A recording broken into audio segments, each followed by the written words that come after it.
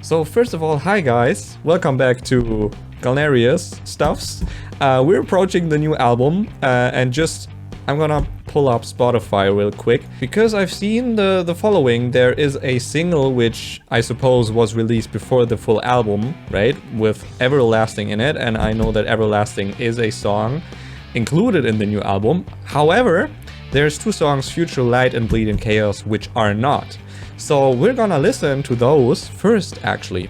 For this, as for anything, if I'm mistaken in like the order or if I forgot a song, feel free to correct me or bring in additional information, but that's what we're gonna do for now. Also, just gonna show the comment here. Someone mentioned that there is a song on a live CD called Serenade, and I think I've seen another song which wasn't included in any official album at that time, so we have to listen to those as well. So that's it for information, and now we're hopefully ready to listen to Future Light. I don't know the song, like I wasn't aware that those existed, so it's new for me as well.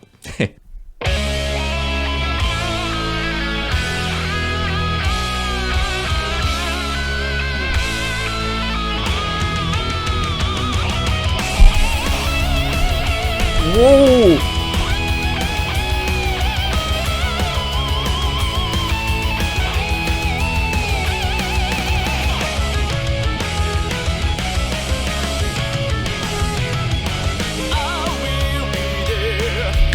Obviously, after the initial trilogy, they're trying to do something else, I suppose. So we're going for a new sound here, pretty much. And it's, again, a bit Western sounding to me, with those little neoclassical and folky elements. Especially that sparkly harpsichord was pretty cool.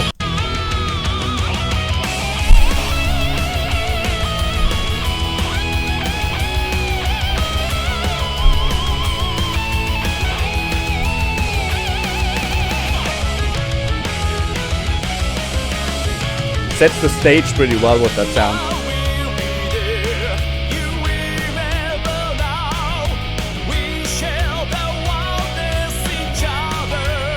Oh, the chord progression here.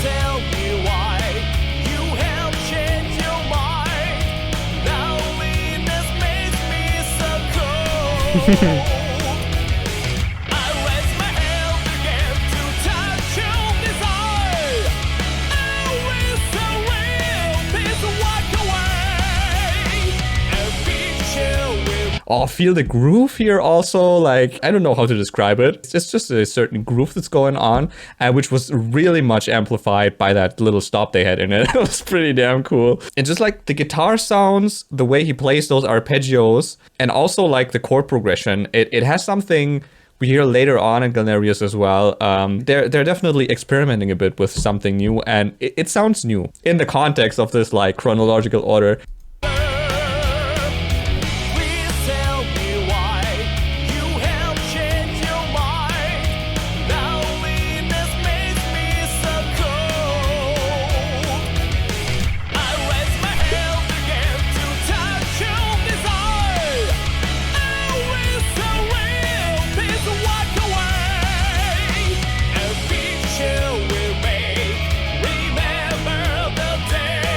Oh, of what? This reminds me of something sound-wise. Yeah, of course. This actually reminds me a bit of Stradivarius. I'm not an active Stradivarius listener, so I have a very limited repertoire in that regard. But just some elements in the way this verse is constructed, I don't know, it just reminds me a bit of like Western power metal, essentially.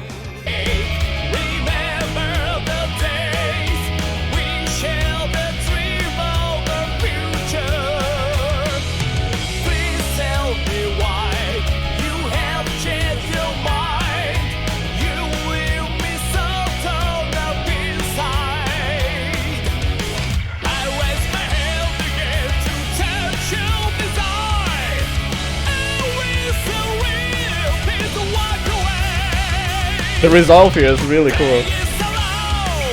Oh, another one.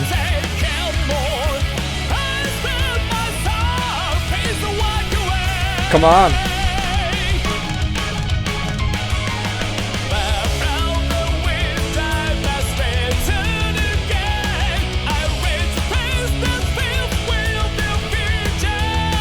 That's a very calm chorus.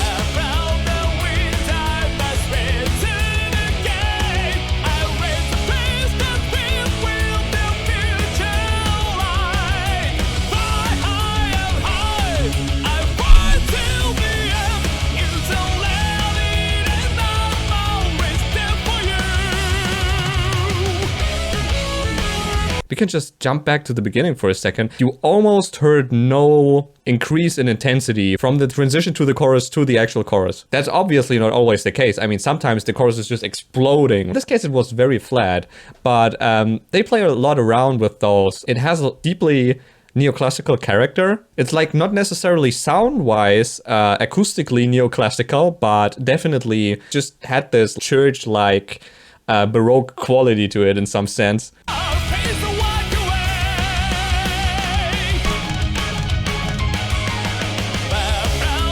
So but it feels free, right? It feels like a stroll through the, Lord of the Rings, Green Hills stuff on your horse or something. I mean, this is what this music generally evokes for me a lot of times, due to, the double pedals. Especially, it's not very fast double pedals, but it has this drive going on.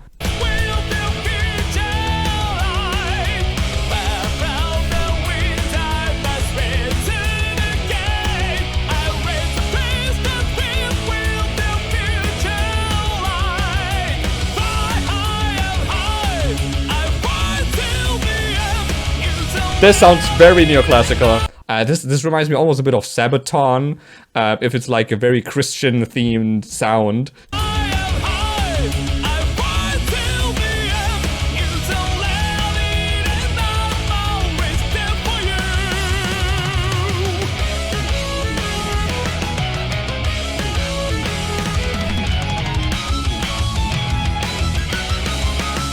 This little folk metal interlude.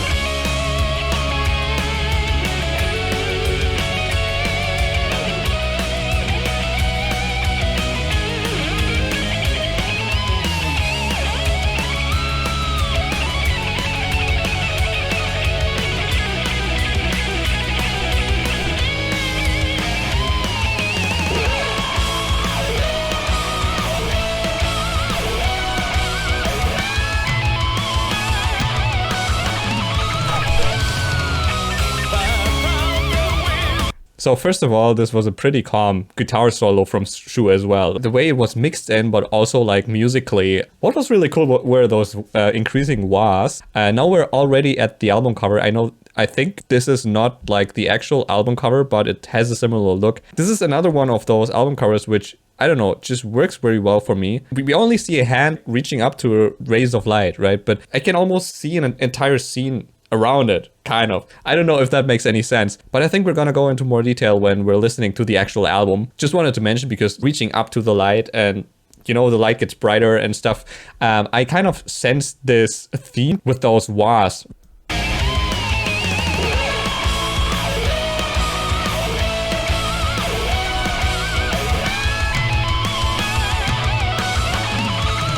Yeah, and it's also supported by the keyboard, by the choirs.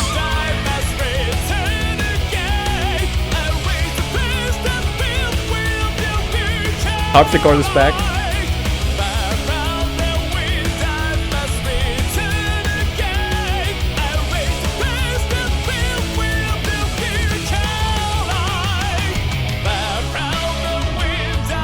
Now we only have choirs.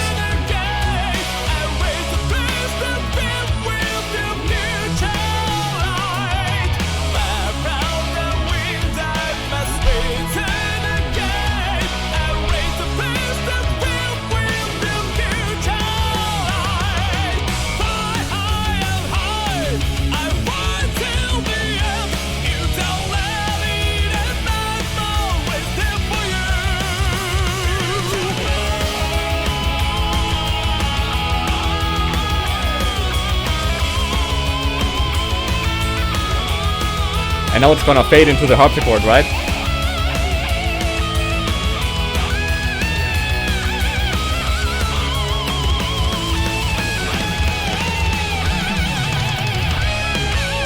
Oh no.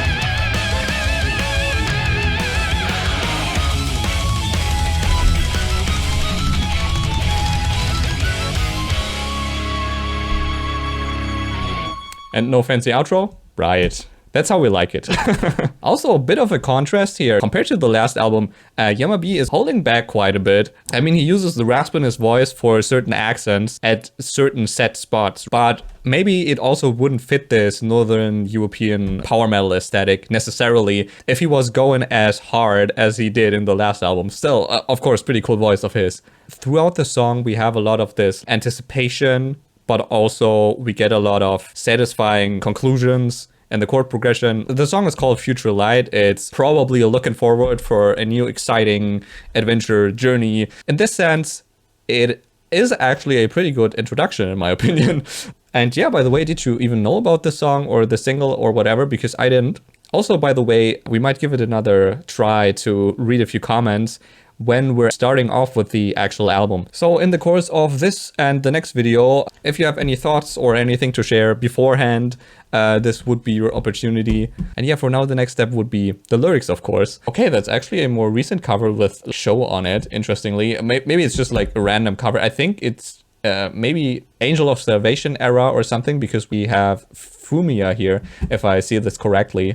I don't even know how he joined Galneryus temporarily. It was kind of interesting to see him, because I actually only know him as a drummer of Unlucky Morpheus. But, well, yeah, just a bit off-topic blop here. I will be there, you remember now, we shared our warmness each other. Please tell me why you have changed your mind, loneliness makes me so cold. Something about a past love, pretty much. And it's also this, please tell me why you have changed your mind. So the other person has decided to go away. I raise my hand again to touch your desire. Oh, it's so real, please don't walk away. So this would be what the younger generation would call simping, right?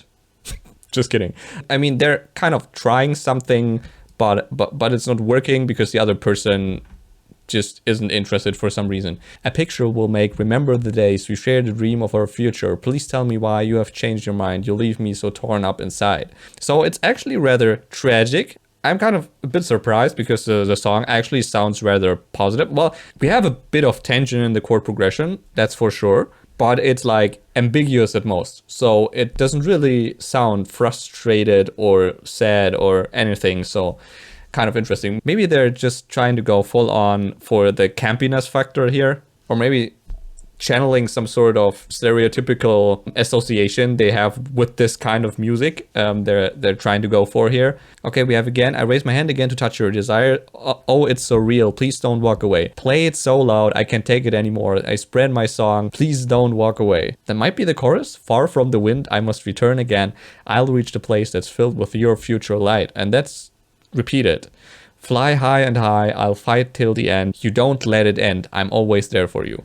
Okay, and now it gets a bit abstract. I'm also a bit reminded of My Last Farewell, where there's also like one person left into the future light of some sort. So there's similar imagery, and the other person or something was left behind and died pretty much. But just because we have like, I'll reach the place that's filled with your future light here. Maybe it also is something, if we're thinking a bit more abstractly, throughout the first albums, and I think that's like a general theme, you know, we constantly have this like chasing after something which is characterized by, you know, light, or sometimes it was called the glorious, or sometimes, I don't know if it's even the same thing. We also had this song, for example, Garden of the Goddess, where the concept kind of seemed like to be that the Garden of the Goddess is a place where you actually want to be, but you cannot stay there. It's rather a place that's characterized by, you know, aspiration. You're aspiring to reach this place, although you never actually do.